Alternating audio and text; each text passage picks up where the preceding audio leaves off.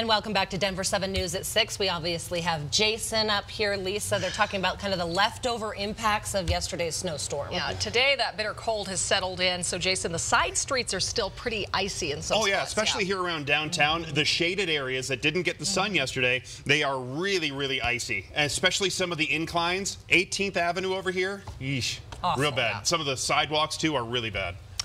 And, Lisa, we didn't expect this much snow yesterday. Lisa. Take a some look at the video. explaining to do. Yeah, the metro area got hit with a big blast of unexpected snow.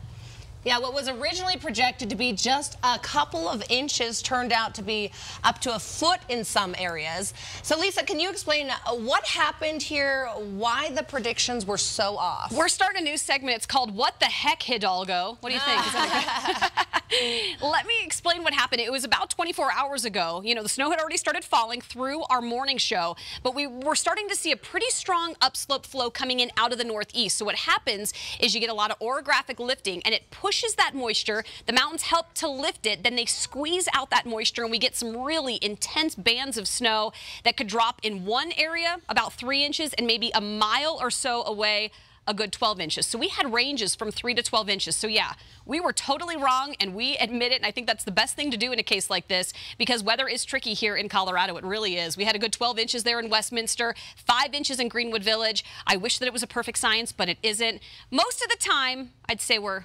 80% of the correct, right? Anyone? I hear crickets in the studio.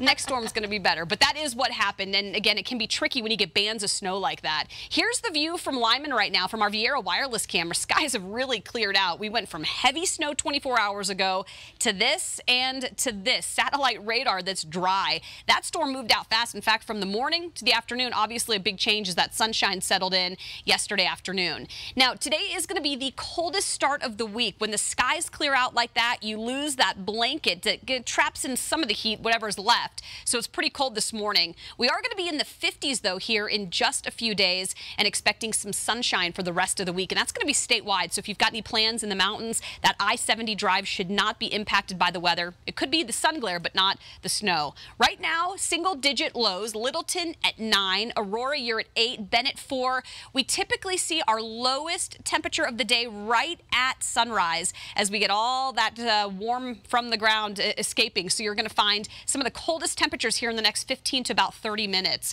Right now, you factor in a light wind. Out at the airport feels like 10, Fort Collins 3, and in Parker right now 7. So some pretty chilly wind chills.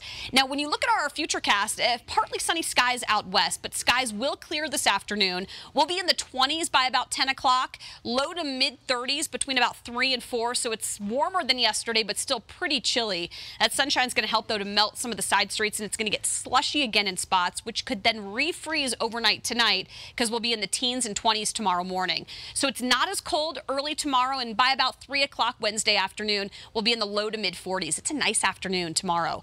Even warmer on top of that. By Thursday, we're at about 50 degrees, and then low to mid 50s continue through Saturday. The next cold front that we're tracking, that one's going to hit on Sunday, so we've got a chance for some snow. At this point, it looks like a pretty weak cold front, but we'll keep an eye on it. It does get colder into the first of next week.